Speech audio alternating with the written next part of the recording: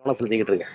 எல்லாருமே வந்துட்டு பொதுவாக வந்துட்டு அந்த ஒரு கல்லூரி பருவங்கள்லாம் முடிஞ்சதுக்கப்புறம் திமுக, அதிமுக அந்த மாதிரி வந்து அரசியல் கட்சிகள், மிகப்பெரிய அரசியல் கட்சிகள் ரீதியான ஒரு தாக்கம் இருக்கிற காலகட்டங்களில் நீங்கள் தமமுக வந்து நீங்கள் தேர்ந்தெடுத்ததுக்கான காரணம் என்ன? இல்லை, அந்த நேரத்தில் நான் சொன்னேன்ல, சிறுபான்மை மக்களுக்கு மத்தியில் ஒரு அச்ச உணர்வு, தடா சட்டத்துடைய கொடூரம், பொடா சட்டத்துடைய கொடூரம், பாபர் மசூதி இடிக்கப்பட்டதற்கு பிறகு ஏற்பட்ட ஆற்றாமை, அச்ச உணர்வு, இதெல்லாம் இருந்து இந்த நேரத்தில் ஜிஹாது கமிட்டி அந்த நேரத்தில் இருந்துச்சு.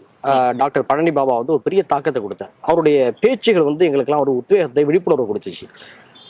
அந்த நேரத்துல வந்து அந்த விழிப்புணர்வை அறுவடை செய்வதற்கான இயக்கமாக தமுமுக வந்து உருவாகிருந்துச்சு. அதுல வந்து அவரு அண்ணன் பிஜே அவர்கள், பேராசிரியர் ஜவாஹர்லா அவர்கள், அண்ணன் ஹைதர் அலி அவர்கள், ஐயா குணமுடி அனிஃபா, அது மாதிரியாக அண்ணன் பாக்கர், அண்ணன் ஏஎஸ் அலாவுதீன், அண்ணன் ஜே ஸ்ரீஃபாய், இப்படிப்பட்ட ஒரு பெரிய தலைவர்களால் அந்த ஒன்றுபட்ட தமுமுக அன்று உருவாக்கப்பட்டு வழிநடத்தப்பட்டு கொண்டு இருந்துச்சு. அதன் மீது நம்பிக்கை வந்து நம்ம அதில் போய் சேர்ந்தோம். அந்த இயக்கத்தில் வந்து குணமுடி அனிபா போன்றவர்கள் ஜனநாயகத்தன்மையை எவ்வாறு கையாளுவது என்பதற்கான பயிற்சிகளை வந்து எங்களை எல்லாம் கொடுத்தாங்க.